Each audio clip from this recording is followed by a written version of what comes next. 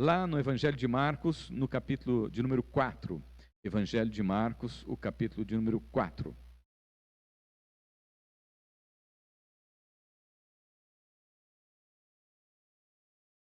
Marcos 4,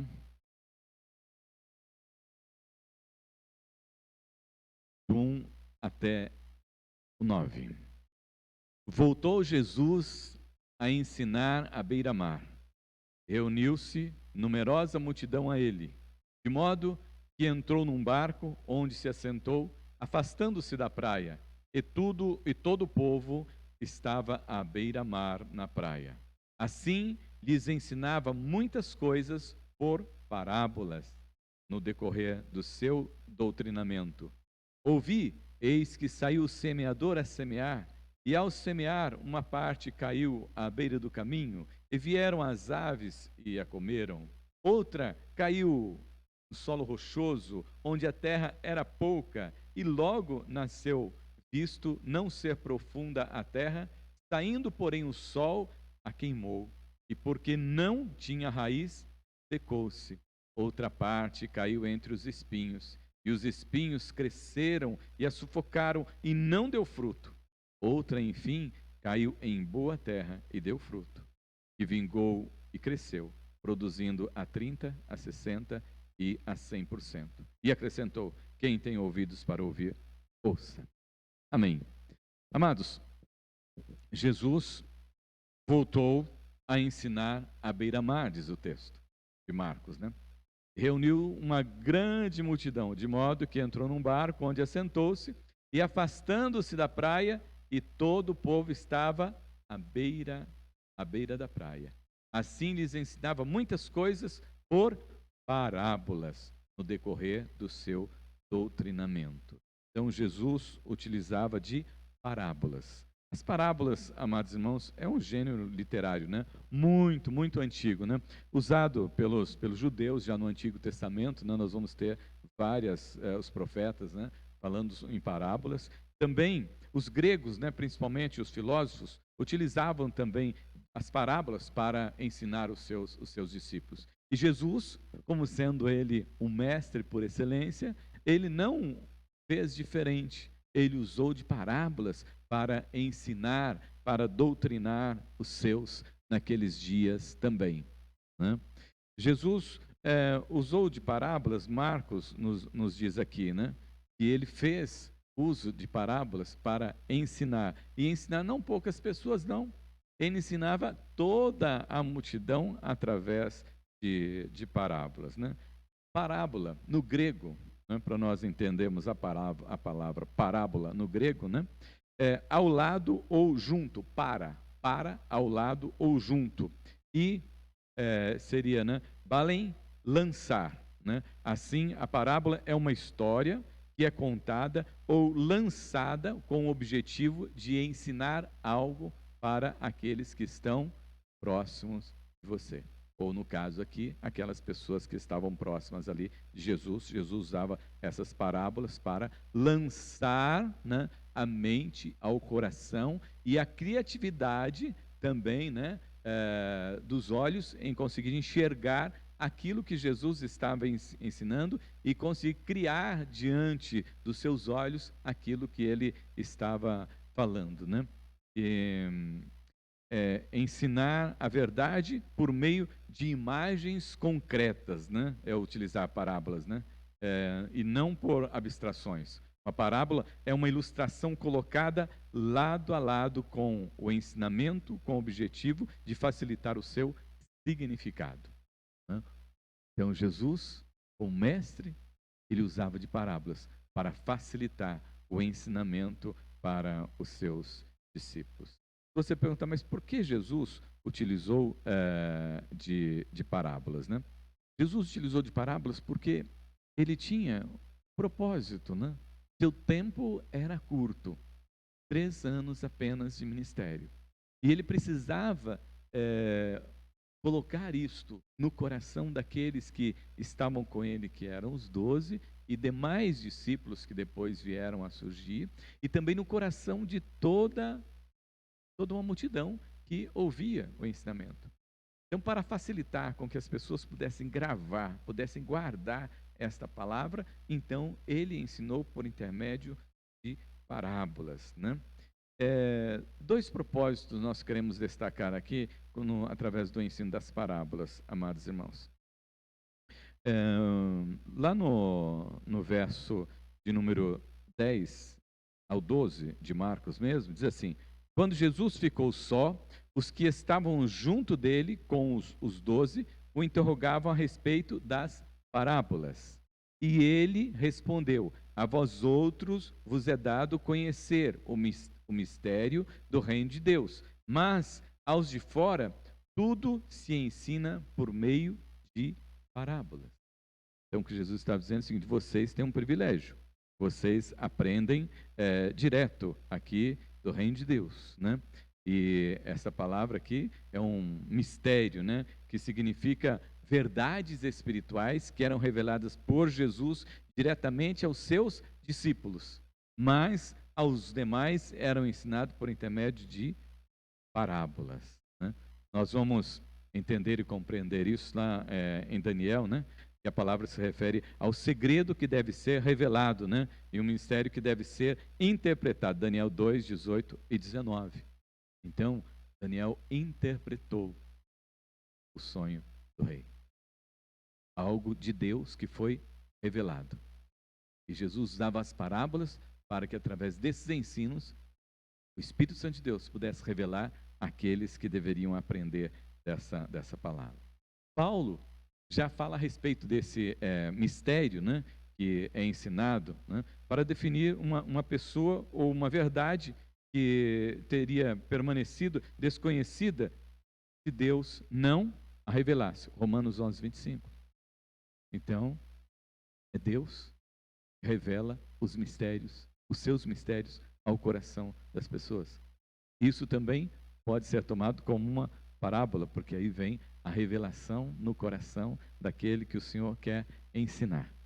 Mas tem algo que nos impressiona, né? Que Jesus também diz que usou as parábolas para um outro motivo. Bom, primeiro, para ilustrar para aqueles que conhecem a palavra, para aqueles que estão próximos, né? Revelar ao coração dessas pessoas aquilo que ele tinha para ensinar de forma fácil, facilitada, e que eles pudessem guardar tudo isso. Mas tem um outro motivo que pode até incomodar um pouquinho, né? O que é? É ocultar as verdades espirituais aos incrédulos, para que os mesmos não se convertam. Então, as parábolas também foram usadas por Jesus para esse motivo? Sim, porque quem revela dessa parábola, quem revela desse conhecimento, quem revela esse ensinamento, né, como Paulo e lá em Daniel, esse mistério, né, é Deus, através do seu Santo Espírito. E lá em Mateus 13, de 11 a 15, ele diz assim: aos de fora, tudo se ensina por meio de parábolas, para que vendo, vejam e não percebam. Veja bem, vendo, vejam e não percebam, e ouvindo, ouçam e não entendam, para que não venham a converter-se e haja perdão para eles. Jesus parece duro demais nesse texto, né? Parece firme demais nesse texto, desejando que o incrédulo não se converta, né? Parece que é algo assim, que Deus vai endurecer o coração daquela pessoa para que ela não creia. Mas não é exatamente desta forma que as coisas acontecem, né? Quando as pessoas, por sua própria vontade, né, rejeitam o Senhor, veja bem, rejeitam o Senhor, né, e tratam a sua mensagem com desdém, mesmo sendo, né, dos mais desavisados por aí, né, com aquele coração endurecido. Então, o Senhor não permite que eles tenham esse conhecimento. O Senhor não permite que eles tenham essa revelação. Não porque o Senhor queira deixá-los de fora, mas porque eles trancaram o seu coração. Então a eles não foi revelado esse mistério, a eles não foi revelado essa palavra. Seus corações é que se trancaram, seus corações se fecharam. E, amados irmãos, nós vamos observar isso com o jovem rico. Quando ele chega para conversar com Jesus, é ele que tranca o seu coração. Não é Jesus que decide que o jovem rico não tenha salvação. É ele que tranca o seu coração. É eles que zombam, né? Aqueles que zombam da palavra do Senhor nosso Deus. E isso é algo que o Senhor dá liberdade ao ser humano. Jesus, ele realizou muitos milagres. Mas houve ocasiões em que ele não realizou mais milagres por falta da fé daquelas pessoas. Por falta de fé, os milagres não foram realizados. Até que o Senhor Jesus queria realizar mais milagres, mas não realizou por causa da fé. Então, muitos não têm esta palavra revelada ao seu coração por causa do endurecimento, por causa da zombaria, por causa da descrença. Então, eles não têm essa revelação no seu coração. E nós vamos entender isso estudando as parábolas, né? Quando ele comenta, até mesmo que em Marcos, né, a respeito da parábola do semeador, né? Então, sai, semeia, e aí só vai caindo em alguns lugares. Assim também é a palavra do Senhor nosso Deus. Ela chega em alguns corações que se trancam, se fecham, né? Até essa do espinho aqui, né? Os irmãos já ouviram falar de piqui? Né? O piqui tem espinho por dentro, né? E tem alguns irmãos que têm um espinho por dentro. Então não permite que a palavra do Senhor possa se desenvolver, crescer, né? Então o que é que acontece? A eles não é revelado o ensinamento do Senhor, os mistérios do Senhor que são ditos através das parábolas, né? Marcos registra, né, aqui para nós que Jesus ensina por parábolas, e são várias essas parábolas em que ele usa, né? E através dessas parábolas ele tem os seus propósitos de ensinamento, né? Bem, então, parábola, né? Parar, né, esse ensinamento, e parábolas, né? Que quer dizer aquele que está perto, ouve e recebe ali no seu coração e compreende a palavra do Senhor, o nosso Deus. E ele ensina por parábolas para que aqueles que devem ser revelados esse mistério lhes sejam revelados. E aqueles que o Senhor decide que não sejam revelados, não será revelado esse mistério. Como estudar as parábolas? Como é que nós vamos estudar as parábolas, né? Então, nós destacamos aqui, né, uns passos. Primeiro, quando nós lemos a parábola, os discípulos e as outras pessoas ouviram, né? Quando nós lemos a parábola, né, o que é que nós vemos? Então, é gostoso estudar as parábolas por causa disso. Nós vamos viver um momento em que nós vamos ler a parábola, fechar os nossos olhos e visualizar aquilo que Jesus falou. Visualizar aquela figura. Com licença, um minutinho.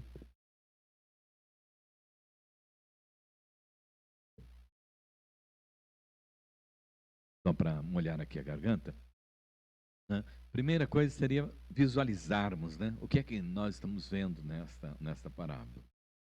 No segundo momento, né, seria a interpretação.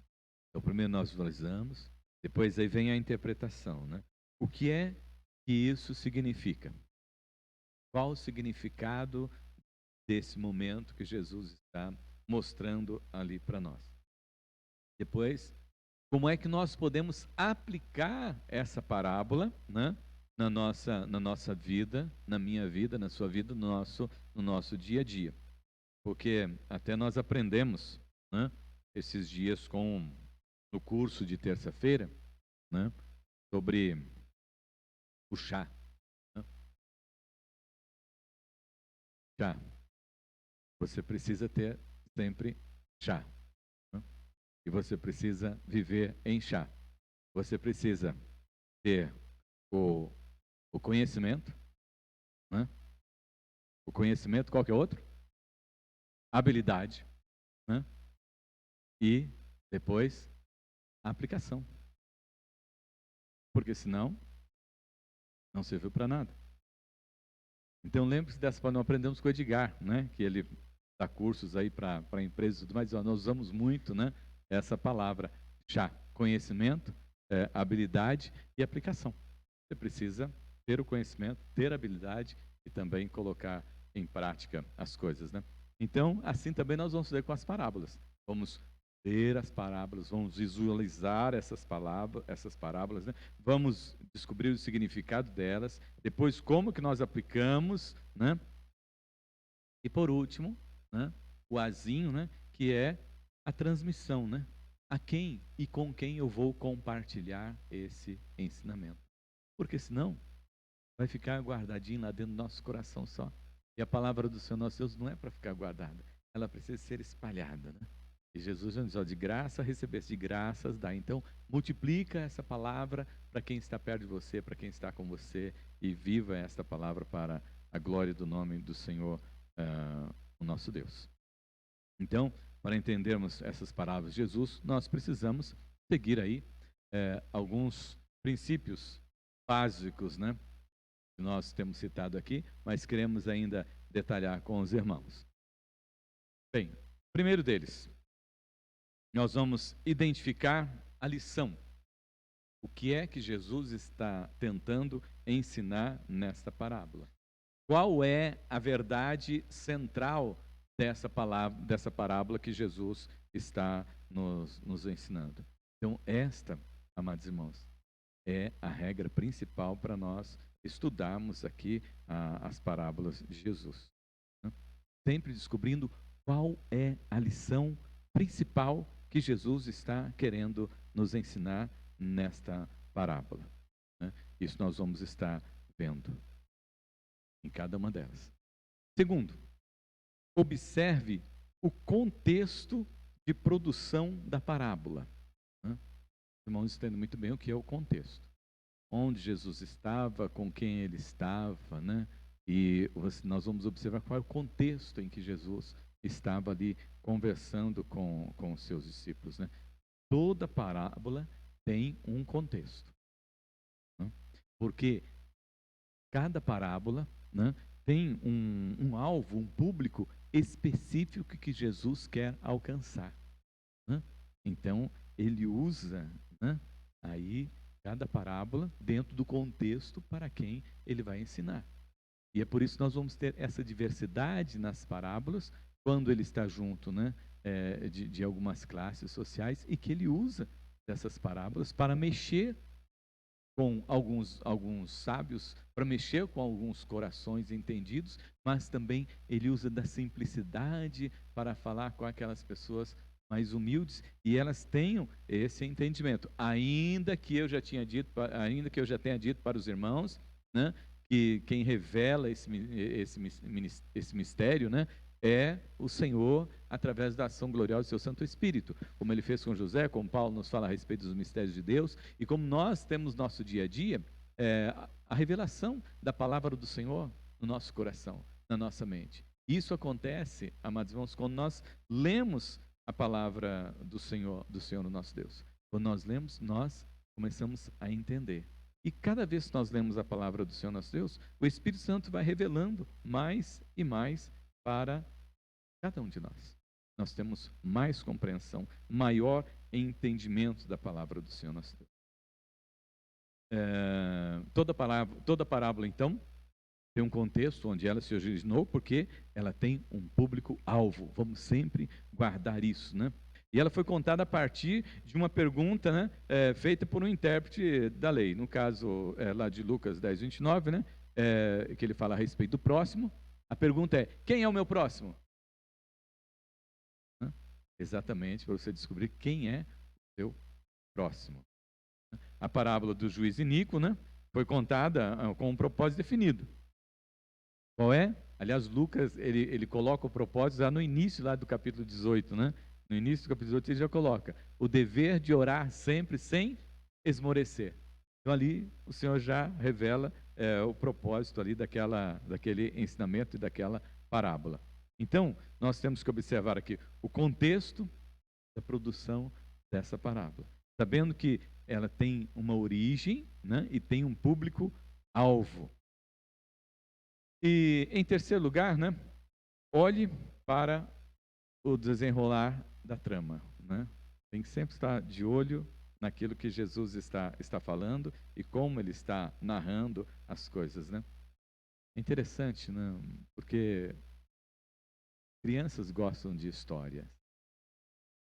E crianças gostam de história porque elas vão ouvindo as histórias e aquilo vai se desenvolvendo lá dentro da mente deles.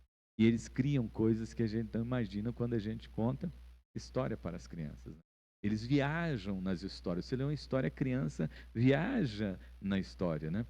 E nós precisamos também, com as parábolas, trabalhar exatamente isso no nosso coração, né? O desenrolar de todo o trama, os detalhes, né? As entrelinhas ali. Primeiro, os personagens envolvidos, né?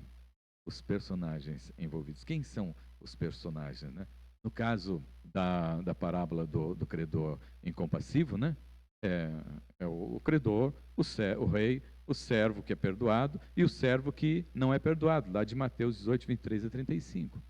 Então são esses os personagens. Eu imagino você, que às vezes você já leu a parábola, né? Já analisou a parábola, mas não percebeu, né? Quais são os personagens? Se eu perguntar, talvez você não se lembre, mas nós vamos fazer esse trabalho, né, de observar ali os personagens que estão envolvidos, né, em cada uma das parábolas que nós estudamos. Em segundo lugar, né, o conflito, né, o conflito gerado ali, né, no caso desta parábola, né, que eu acabei de citar, do credor incompassivo, né, o conflito é o servo perdoado, né, que não perdoou. Esse é o conflito existente ali que nós precisamos analisar. E depois nós temos também que observar, igual nessa parábola, a resolução desse conflito, né? O rei prende o servo perdoado e anula o seu perdão. Consequências, desdobramentos dessa atitude. E, em quarto lugar, né? A moral e a lição principal, no caso dessa parábola, só estou dando como exemplo aqui para a gente, e nós vamos estar estudando depois, né? Quem recebe perdão, deve também perdoar ao seu irmão. E é o que Jesus nos ensina na oração do Pai Nosso. Perdoa as nossas dívidas, assim como nós perdoamos os nossos devedores. Ah, mas o que ele fez para mim foi muito grave. Ah, o que ele falou para mim foi muito sério. Ah, a forma como ele agiu comigo, né? Não se faz isso com ninguém e tudo mais, né? Então Jesus não está olhando para aquilo que nós medimos, né? Nós medimos o pecadinho e também o pecadão. O pecado, o pecadinho e o pecadão. Para o Senhor não existe. Para o Senhor só existe o pecado. E como só existe o pecado, o perdão é a mesma coisa. Você perdoar, né, quem te deu um prejuízo de R$ 100 e perdoar quem te deu um prejuízo de R$ 1.000 é a mesma coisa diante do seu nosso perdão. Se você perdoar alguém que falou mal de você, ou se você perdoar alguém que, né, lhe xingou de todos os nomes possíveis, é a mesma coisa. É o perdão que foi concedido. Não importa o tamanho da agressão. O perdão é o mesmo para todos. Nós vamos observar isso olhando para Jesus. Jesus morreu lá na cruz do Calvário. E quando ele estava lá na cruz do Calvário, ele perdoou um ladrão que estava lá do seu lado. Mas ele não disse, olha, eu vou te perdoar porque os seus pecados não são muitos. Ele não disse isso. Ele disse, olha, hoje mesmo estarás comigo no paraíso. Jesus perdoou todos os pecados daquele homem. Assim como acontece. Muitas pessoas se convertem no dia a dia. Né? Pessoas que viveram uma vida santa desde o início, que tiveram uma educação excelente, né? Lá dentro do seu lar, na sua família, na sua casa, né? E ele se converte. Ah, mas essa pessoa se converteu, mas ela era uma pessoa boa, né? Era uma pessoa que já tem uma vida santa diante da sociedade, diante da família.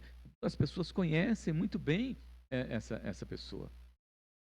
E aí depois, aquela pessoa que foi e cometeu vários crimes na sociedade, e ele pegou muitos anos de prisão, e ele está lá dentro da cadeia. Só que lá dentro da cadeia ele conhece o Evangelho de Jesus Cristo. E ele se arrepende dos seus pecados. Mas como é que pode, né? Jesus perdoou. Jesus só perdoou, independente do pecado. Ele perdoou todos os nossos pecados. Ele perdoou todos os nossos pecados. Ele cravou os nossos pecados lá na cruz do Calvário. Então, é isto que nós vamos estar olhando aqui e aprendendo, amados irmãos, nas parábolas. Então, nesse aqui seria o desenrolar de todo o trama, né? Olhar os personagens, nós vamos sempre estar observando isso com os irmãos, né? Ajudando os irmãos a pensar e a refletir, né?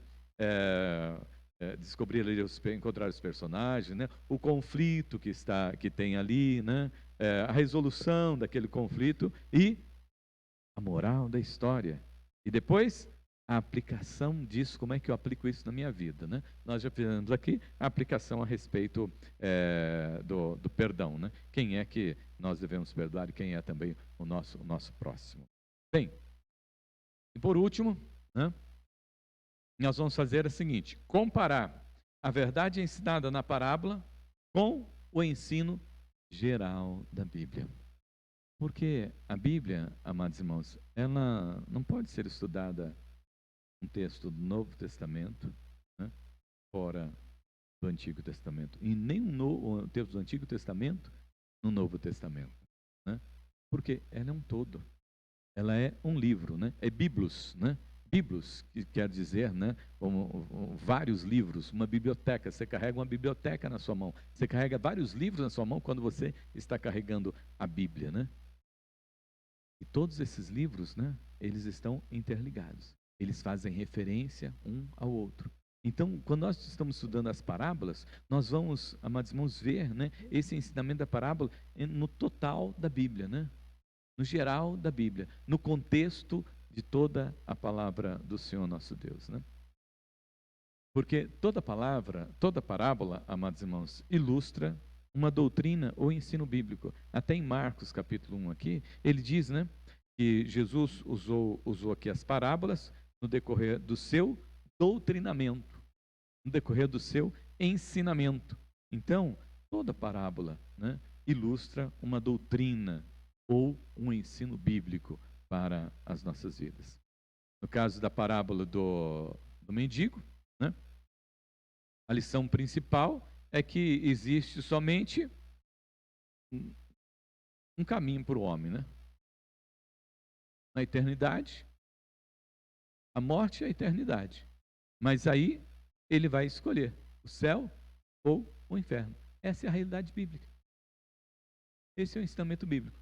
E não tem outro caminho para nós seguirmos. Então nós vamos usar dessa parábola e trazer para um contexto geral da palavra do Senhor nosso Deus e entender esta parábola a partir do ensinamento do Senhor, o nosso Deus.